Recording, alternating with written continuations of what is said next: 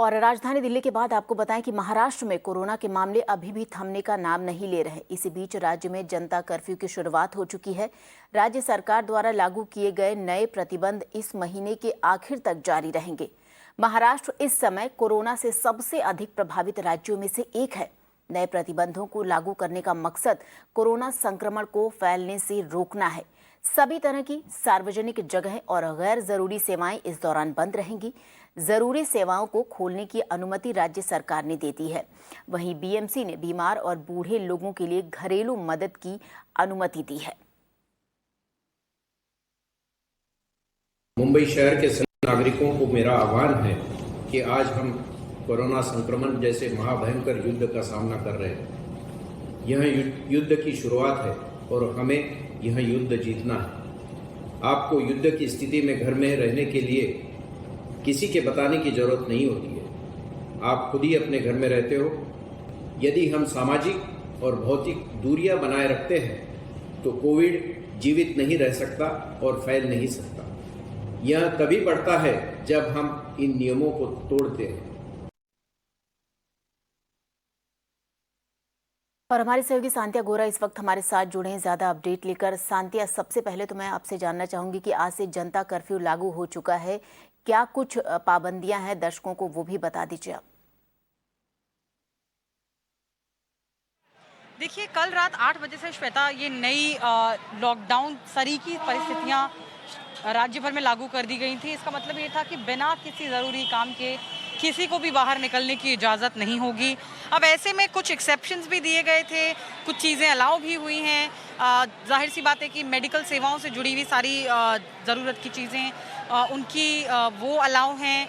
Grocery हो, चाहे दूध से जुड़ी दुकानें हो, चाहे सब्जी से जुड़ी दुकानें हो, ये सारी ज़रूरत की चीज़ें इनकी अनुमति दी गई है। उसके अलावा ऐसे लोग जो इन ज़रूरत की चीज़ों से, अति आवश्यक सेवाओं से जुड़े हुए हैं, उनके आने जाने पर पाबंदी नहीं है, मीडिया के आने जाने पर पाबंदी नहीं है।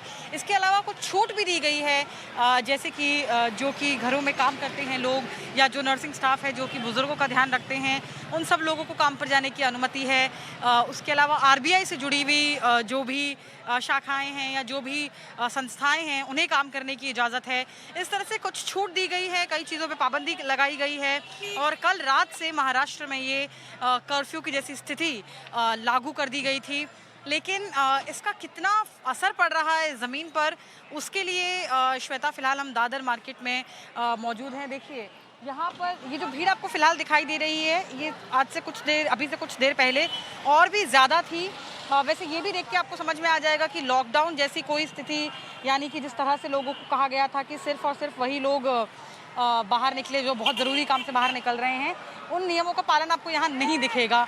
और अब ये ज़रा सी भीड़ कम इसलिए हुई है क्योंकि पुलिस की ये गाड़ी अभी अभी यहाँ से गई है और लोगों को यहाँ से खाली कराने का एक प्रयत्न किया गया था। अब देखिए, क्यों ये अपने आप में सही चीज़ नहीं है श्वेता, वैसे दादर जो है मार्केट इलाका है, लेकिन इसके लिए भी जो नए नियम हैं उनके अनुसार इस तरह के जो मार्केट के इलाके हैं वहाँ पर भी पहले तो सोशल डिस्टेंसिंग मेंटेन करना ज़रूरी है और दूसरा उनका जो वक्त है, जो टाइमिंग्स हैं, उसे एक दूसरे से अलग किया जाए। ये आदेश हैं शिफ्ट्स में रखा जाए ताकि एक साथ बहुत सारे लोग, चाहे वो दुकानदार हो चाहे वो ख़रीदार हो, इकट्ठे ना हो जाएं। और अगर जगह की कमी पड़ रही हो तो ये भी आदेश है कि किसी ओपन जगह पे, खुली जगह पे इन लोगों को इजाज़त दी जाए सब्जी बेचने की, ताकि इस तरह से भीड़ ना हो। जैसे पिछले साल बीकेसी का जो ग्राउंड था मुंबई में, बड़ा ग्राउंड है, खुली जगह है, वहाँ पे इस बाज़ार को लगाने की इजाज़त दी गई थी। लेकिन आज पहले दिन लॉकडाउन सरीकी परिस्थितियों के पहले दिन फिलहाल यहाँ ऐसा कुछ होता हुआ दिख नहीं रहा। जी सांतिया, आपने छूट की भी बात की, आपसे जानना चाहेंगे कि खासतौर पर मुंबई के लिए किस तरीके की छूट दी गई, क्योंकि बहुत सारे बुजुर्ग हैं जिनके बच्चे उनके साथ नहीं रहते, तो उनके लिए मेड का होना बहुत आवश्यक है। तो इस तरीके की और कौन कौन सी चीजें हैं जिसे मुंबई में छूट दी गई है?